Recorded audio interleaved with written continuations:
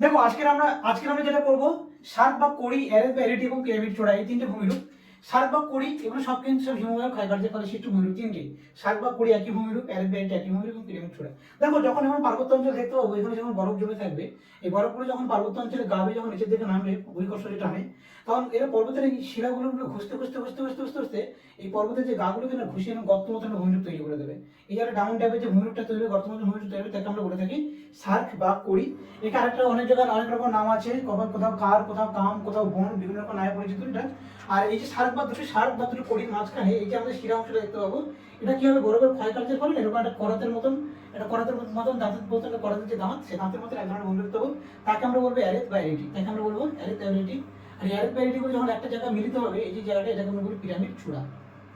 Pyramid চূড়া, এটা হচ্ছে পিরামিড চূড়া, এটা হচ্ছে অ্যারেস বা অ্যারিটি। আর এই যে অংশগুলোকে আমরা বলছি কি শার্ক বা কড়ি। বুঝতে পারলে?